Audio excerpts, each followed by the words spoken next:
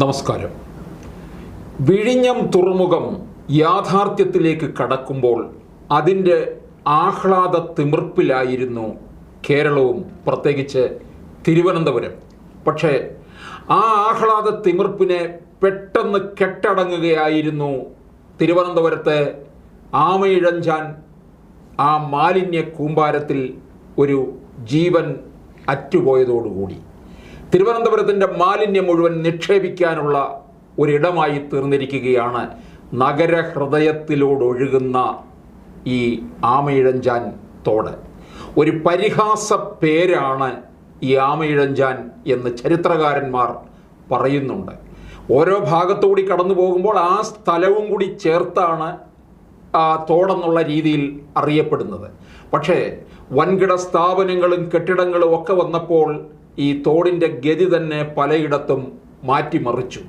അത് തിരുവനന്തപുരം നഗരത്തെ തന്നെ വലിയൊരു നാശത്തിലേക്ക് കൊണ്ടെത്തിക്കുകയും ചെയ്തിരിക്കുകയാണ്. തിരുവനന്തപുരത്ത് നമുക്ക് പുറത്തിറങ്ങാൻ കഴിയാത്ത തരത്തിൽ മാലിന്യം കൊണ്ട് മൂടപ്പെട്ടിരിക്കുകയാണ്. മാലിന്യ നിർമ്മാർജ്ജനത്തിനായി ഓരോ വർഷവും കോടിക്കണക്കിന് രൂപയാണ് മാറ്റിവെക്കുന്നത്. ഇത് എവിടേക്കാണ് ഒലിച്ചു പോകുന്നത്? തിരുവനന്തപുരത്തുള്ള നഗരസഭ വെറും ഒരു നോക്കുകുത്തിയായി മാറുകയാണ്. ശ്രീ കെ എം ഷാജഹാൻ, കേരളം മുഴുവൻ തലതാഴ്ത്തിയ ഒരു സംഭവമാണ് കഴിഞ്ഞ ദിവസം നടന്നത്. 48 മണിക്കൂർ തെരച്ചിലിനൊടുവിലാണ് ഈ കരാർ അടിസ്ഥാനത്തിൽ ശുചീകരണത്തിന് ഇറങ്ങിയ ഒരു തൊഴിലാളിയെ ചേതനയറ്റ ശരീരമാണ് കിട്ടുന്നത്. ഇത് നഗരത്തിനകത്ത് നടന്ന സംഭവമാണ്. ഭരണസിരാ കേന്ദ്രത്തിന് അവിടെ നിന്ന് ഒരു വെളിപ്പാടകലെ മാത്രമാണ് ഇത്. പക്ഷേ ഇതൊക്കെ വെറും ഒരു ചർച്ചയിൽ മാത്രം ഒതുങ്ങിത്തീരുകയാണോ? ഇതിങ്ങനെ തന്നെ തുടരുമോ തിരുവനന്തപുരത്തിൻ്റെ സ്ഥിതി? ഞാൻ ഇതിനകത്ത് രണ്ട് കാര്യങ്ങൾക്ക് മറുപടി പറയേണ്ടതുണ്ട് എന്ന് എനിക്ക് തോന്നുന്നു. അതിൽ ഏറ്റവും പ്രധാനപ്പെട്ട ഒരു വിഷയം എന്ന് പറയുന്നത്, ഒരുപക്ഷെ 2012 TP ചന്ദ്രശേഖരൻ വധം, അതിനുശേഷം ഏതാനും മാസങ്ങൾക്ക് മുമ്പ് നടന്ന പൂക്കോട് സർവകലാശാലയിലെ സിദ്ധാർത്ഥൻ്റെ മരണം, ആ രണ്ട് സംഭവങ്ങൾക്ക് ശേഷം ഒരുപക്ഷെ കേരളത്തിൻ്റെ സമൂഹ മനസാക്ഷിയെ ഇത്രത്തോളം മനോവേദയിൽ ആഴ്ത്തിയ ഒരു ദാരുണ സംഭവം കേരളത്തിൻ്റെ ചരിത്രത്തിലുണ്ടായിട്ടുണ്ടാവും എന്നെനിക്ക് തോന്നുന്നില്ല. എന്താണ് ഇതിനകത്ത് ഏറ്റവും പ്രധാനപ്പെട്ട കാര്യം? ഒന്ന്, മാലിന്യ കൂമ്പാരം. അത് നമ്മുടെയൊക്കെ ഈ ഒരു സൈസ് ഒരു മധ്യവർഗ ശൈലിയുടെയും ശീലത്തിൻ്റെയൊക്കെ ഭാഗമായി ഉണ്ടായിട്ടുള്ള മാലിന്യങ്ങൾ, ആ മാലിന്യങ്ങൾ നിർമ്മാർജ്ജനം ചെയ്യാൻ ഉത്തരവാദിത്തപ്പെട്ട ഭരണകൂടത്തിൻ്റെ അനാസ്ഥ കൊണ്ട് ഉണ്ടായ മാലിന്യ കൂമ്പാരം. അപ്പോൾ 2-3 ആൾ പൊക്കത്തിൽ ഉണ്ടായിരുന്നു ഇപ്പോൾ കേൾക്കുന്നത്. ഇപ്പോൾ കേട്ടതെന്താണെന്ന് വെച്ചാൽ ഒരു 2-3 ആൾ പൊക്കത്തിൽ ചെളി അടിഞ്ഞിരിക്കുന്നു. അതിൻ്റെ പുറത്തൊരു 2-3 ആൾ പൊക്കത്തിൽ മാലിന്യം, അതിൽ തന്നെ പ്രധാനമായും പ്ലാസ്റ്റിക് മാലിന്യം, അതിന് മുകളിൽ വെള്ളം. ഇതാണ് നമ്മൾ കണ്ടിട്ടുള്ളത്. അപ്പം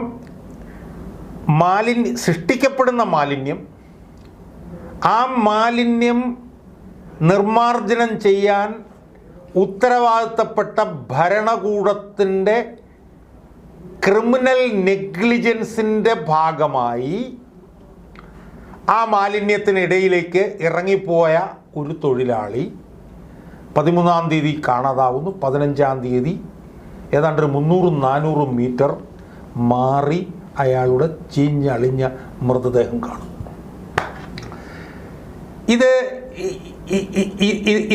ഇതിനെ നമ്മൾ എങ്ങനെയാണ് നമ്മൾ സമീപിക്കേണ്ടതെന്ന് എനിക്ക് മനസ്സിലാവുന്നത്.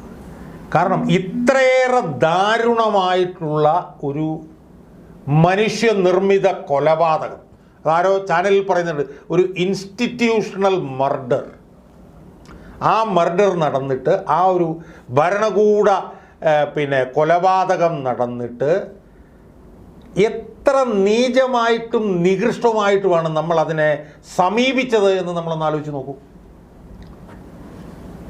അതായത് സുപ്രീം കോടതിയുടെ തന്നെ വിധികളുണ്ട് എന്നാണ് പറയുന്നത്. ഇതുപോലുള്ള മാലിന്യ കൂമ്പാരത്തിലേക്ക് മനുഷ്യൻ ഇറങ്ങാൻ പാടില്ല.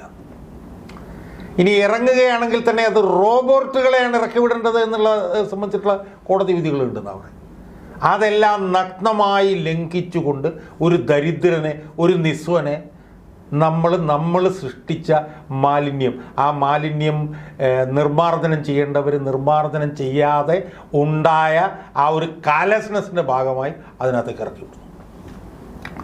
ഇറക്കി വിട്ടിട്ട് അയാളെ കാണാതാവുമ്പോഴത്തേക്കും അതിൽ മനോവ്യഥയിൽ ജനങ്ങൾ കഴിയുമ്പോൾ വളരെ നീചമായി അന്യോന്യം തർക്കത്തിലേർപ്പെടുന്നു. എന്നാലോചിച്ച് നോക്ക്. ഒരു സാധാരണ മനുഷ്യൻ മാലിന്യത്തിനകത്ത് പോയിട്ട് അയാളെ കണ്ടുപിടിക്കാൻ പറ്റാതിരിക്കുന്ന സമയത്ത് അതിൻ്റെ വരുംവരായികളെക്കുറിച്ച് ചർച്ച ചെയ്യാൻ, അയാളെ കണ്ടുപിടിക്കുന്നതുമായി ബന്ധപ്പെട്ടുള്ള കാര്യങ്ങളിൽ ഇടപെടാൻ ശ്രമിക്കുന്നതിന് പകരം അത് ഞങ്ങളുടെ കുറ്റമല്ല എന്ന് കോർപ്പറേഷൻ പറയുന്നു, ഞങ്ങളുടെ കുറ്റമല്ല എന്ന് റെയിൽവേയും പറയുന്നു. ഇതേറ്റവും നീചമല്ലേ എന്നുള്ളതാണ് എൻ്റെ ചോദ്യം. അതിൽ തന്നെ ഏറ്റവും പ്രധാനപ്പെട്ടൊരു വിഷയം എന്താ, ഇത് ആരുടെ കുറ്റമാണ് യഥാർത്ഥത്തിൽ? അത് വളരെ ലളിതമല്ലേ അത് കോർപ്പറേഷൻ്റെ കുറ്റമാണെന്നുള്ളത്? ശരിക്കും പഞ്ചായത്ത് രാജ് ഭേദഗതി എനിക്കൊന്ന് 3-4 പതിറ്റാണ്ടുകൾക്ക് മുമ്പ് 1972 മറ്റോ വന്നു. നഗരപാലിക പഞ്ചായത്ത് രാജ് ഭേദഗതി പ്രകാരം ഖരമാലിന്യ നിർമ്മാർജ്ജനം എന്ന് പറയുന്ന ഉത്തരവാദിത്വം തദ്ദേശ സ്വയംഭരണ സ്ഥാപനങ്ങൾക്കാണ്.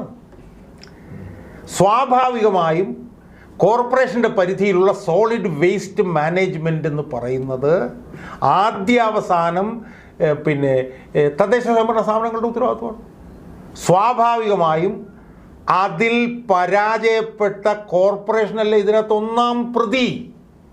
ആ കോർപ്പറേഷൻ വന്നിട്ട് പറയുന്നത് എന്താണ്? ഇത് റെയിൽവേയുടെ പ്രശ്നമാണ്. റെയിൽവേയുമായി ബന്ധപ്പെട്ട ഭരണാധികാരികൾ വന്നിട്ട് അവർ പറയുന്നത് അതിനകത്തൊരു യുക്തി ഉണ്ടെന്നാണ് നിൽക്കുന്നത്. അവർ പറയുന്നത് ഞങ്ങൾ മാലിന്യങ്ങൾ സൃഷ്ടിക്കുന്നുണ്ട്, പക്ഷെ ഞങ്ങൾ സൃഷ്ടിക്കുന്ന മാലിന്യം അത് നീക്കം ചെയ്യാൻ ഞങ്ങളുടേതായിട്ടുള്ള സംവിധാനമുണ്ട്. അത് നീക്കം ചെയ്യുന്നതിന് വേണ്ടിയിട്ട് കോൺട്രാക്ടർമാരുണ്ട്, അവരാണത് ചെയ്യുന്നത്. അതുകൊണ്ട് അത് ഞങ്ങളാണ് ചെയ്യുന്നതെന്ന് പറയുന്നതിൽ അർത്ഥമില്ല എന്ന് അവർ പറയുന്നു. ഇനി ആമയിഴഞ്ചാൻ തോടെന്ന് പറഞ്ഞിട്ടുള്ള തോടിനെ കുറിച്ചിട്ട് പറഞ്ഞു. അവിടുത്തെ പ്രശ്നം എന്താ? അടിസ്ഥാനപരമായി അവിടുത്തെ പ്രശ്നം എന്ന് പറഞ്ഞത് മാലിന്യങ്ങൾ വന്ന് അമിതമായി കെട്ടിക്കിടക്കുന്നു. അതാണ് അവിടുത്തെ പ്രശ്നം. അതുമായി ബന്ധപ്പെട്ട് നമ്മളിപ്പോൾ 2015 നടപ്പിലാക്കിയ ഓപ്പറേഷൻ അനന്തയെക്കുറിച്ചിട്ട് നമ്മൾ സംസാരിക്കുന്നുണ്ട്. അത് എവിടെ പോയി നിന്നെന്ന് നമുക്കറിയാം. ഞാൻ പറയുന്നത് ഇതിനകത്ത് 2 കാര്യമുണ്ട് വിജയനാഥ്. ഒന്ന്, എന്തായിരുന്നു ഓപ്പറേഷൻ അനന്ത? ഈ ഓപ്പറേഷൻ അനന്ത ഭയങ്കര കോംപ്ലിക്കേറ്റഡ് ആയിട്ടൊക്കെ ഇവിടെ ചർച്ച ചെയ്യപ്പെടുന്നത് ഒന്നുമല്ല. ഓപ്പറേഷൻ അനന്ത എന്ന് പറഞ്ഞാൽ വളരെ ലളിതമായി പറഞ്ഞാൽ ആമിഴഞ്ചാൻ തോടിലുള്ള മാലിന്യങ്ങൾ എടുത്തു മാറ്റുകയായിരുന്നു. ബേസിക്കലി അതാണ് അവിടെ ചെയ്തത്. എനിക്കൊന്ന് 500-600 ലോഡ് മാലിന്യങ്ങൾ അവിടുന്ന് എടുത്തു മാറ്റി. ഇതായിരുന്നു ഓപ്പറേഷൻ അനന്ത. ഈ ഓപ്പറേഷൻ അനന്ത മുന്നോട്ട് പോകവേ അത് നിന്നുപോയത് എങ്ങനെയാണ്? നിശ്ചിത താല്പര്യക്കാർ, വലിയ നിർമ്മാതാക്കൾ, വലിയ ഹോട്ടൽ ഉടമകൾ അവരുടെയൊക്കെ എതിർപ്പ് കൊണ്ട് മാത്രമാണ് അത് പിന്നീട് നിന്ന് പോയത്. അപ്പം അടിസ്ഥാനപരമായി കോർപ്പറേഷൻ ചെയ്യേണ്ട ഒരു കാര്യം എന്തായിരുന്നു? അവിടെയുള്ള മാലിന്യങ്ങൾ എടുത്തു മാറ്റുക. അതിപ്പോൾ ഞാനതിൻ്റെ ബന്ധപ്പെട്ട ഒരാളുമായിട്ട് സംസാരിച്ചപ്പോഴത്തേക്ക് എനിക്ക് ഇന്നലെ മനസ്സിലാക്കാൻ കഴിഞ്ഞത്, സർസിപിയുടെ ഭരണകാലത്ത് ഇത് ചെയ്യുമായിരുന്നു. മഴ വരുന്നതിനൊരു 4 മാസം മുമ്പ് ഒരു 500-700 തൊഴിലാളികളെ വെച്ചിട്ട് തലച്ചുമടായി ആമിഴഞ്ചാൻ തോടിലുള്ള മണ്ണും ചെളിയും റിമൂവ് ചെയ്യായിരുന്നു. അന്ന് മണ്ണും ചെളിയും മാത്രമേ ഉള്ളൂ, അന്ന് ഇതുപോലെ മാലിന്യങ്ങളില്ല. അപ്പോൾ വെള്ളം സുതാര്യമായിട്ടുള്ള ഒഴുക്ക് നിലനിർത്തുമായിരുന്നു. അപ്പോൾ ആമിഴഞ്ചാൻ തോടിൽ ഏറ്റവും സിമ്പിളായിട്ട് ചെയ്യേണ്ട ഒരു കാര്യം എന്തായിരുന്നു? അവിടെ കെട്ടിക്കിടക്കുന്ന മാലിന്യങ്ങൾ സമയബന്ധിതമായി അത് അവിടുന്ന് റിമൂവ് ചെയ്യുക. ഈ ഒരു ചെറിയ ഉത്തരവാദിത്തമാണ് കോർപ്പറേഷൻ ഉണ്ടായിരുന്നത്. ഇനി വേറൊരു ഭാഗം പറയുന്നത് എന്താണ്? റെയിൽവേ ലൈനിന് കീഴിൽ കൂടി ഒരു അണ്ടർഗ്രൗണ്ട് പാത, അതിന് വീതിയില്ലായിരുന്നു എന്ന് പറയുന്നു. അപ്പോൾ അതിന് വീതി കൂട്ടണം എന്ന് ഓപ്പറേഷൻ അനന്തയുടെ ഭാഗവും ശേഷവും സമയത്തും അതിന് ശേഷവും റെയിൽവേയോട് ആവശ്യപ്പെട്ടിരുന്നു. അവരതിന് താല്പര്യം കാണിച്ചില്ല എന്നാണല്ലോ കോർപ്പറേഷൻ്റെ ഭാഗം.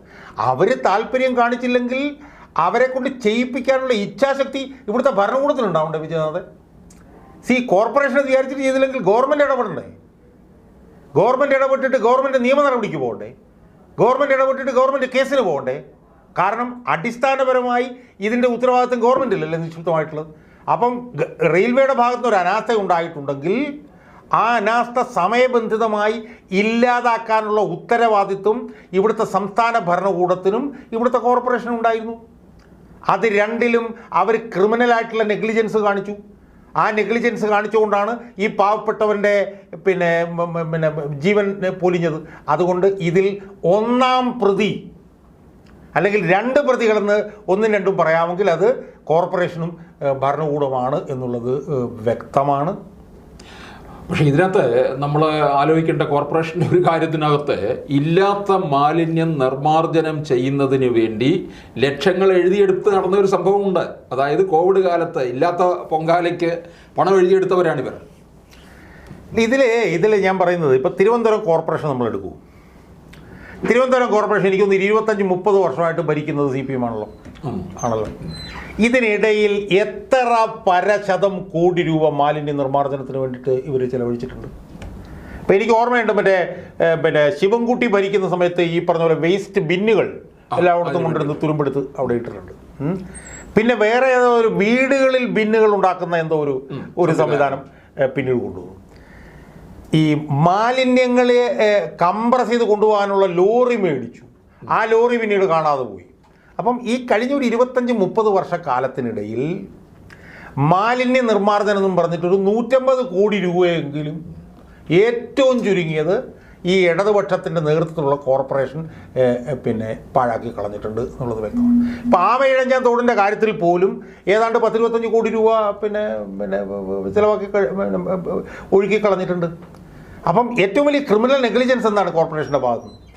ആമയിഴഞ്ചാൻ തോടിൽ വന്ന് അടിയുന്ന മാലിന്യങ്ങൾ സമയബന്ധിതമായി മഴക്കാലത്തിന് മുമ്പ് അവിടുന്ന് മാറ്റുക എന്ന് പറയുന്ന എലിമെൻ്ററി ആയിട്ടുള്ളൊരു കാര്യം ചെയ്യാതെ ഇരുന്നിട്ട് അതിൻ്റെ കുറ്റം റെയിൽവേയുടെ തല വെച്ച് കൊണ്ടുപോകുക എന്ന് മാത്രമല്ല, ആ മേയർ എന്ന് പറഞ്ഞാൽ അവരൊക്കെ എത്ര ഞാൻ പറഞ്ഞതെന്ന് വെച്ചാൽ എന്താണ് നമ്മളതിന് പറയേണ്ടതെന്നറിയില്ല. ഈ വൃത്തികേടുകളെല്ലാം കാണിച്ച് ഇയാളുടെ മരണത്തിന് ഉത്തരവാദിയായിട്ട് അയാളുടെ ഡെഡ് ബോഡിയോ കിടക്കുന്ന അവിടെ മോർച്ചറിൽ അവിടെ കിടന്ന് കരയുകയാണ് ഈ സ്ത്രീ അവിടെ നിന്ന് ചെയ്യുന്നത്. എന്നാലോചിച്ചു എത്ര ഞാൻ പറഞ്ഞത് എങ്ങനെയാണ് നമ്മളതിനെ വിശദീകരിക്കുകയെന്ന് എനിക്കറിയാം.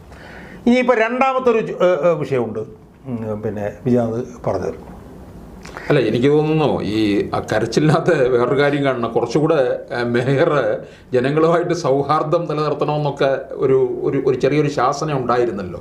അതുകൊണ്ടൊക്കെയുള്ളൊരു അഭിനയം കൂടി ആയിരിക്കാം. എനിക്കിതിനകത്ത് വേറൊരു ആസ്പെക്ട് കൂടെ പറയാനുള്ളതെന്ന് വിജയനാഥ്. ഞാൻ പറയുന്നത് ഇതുപോലുള്ള സംഭവങ്ങൾ ഇനിയും കേരളത്തിൽ ആവർത്തിക്കും എന്ന് ഞാൻ പറയുന്നത്. കാരണം എന്താണെന്ന് അറിയാം, ഒരു സംഭവം ഉണ്ടായാൽ ആ സംഭവം ഇനി ആവർത്തിക്കരുത് എന്നുള്ള നിലയിൽ ജനങ്ങളുടെ ഇടയിൽ നിന്ന് പ്രതിരോധവും പ്രതിഷേധവും ഉയർന്നു വരണം.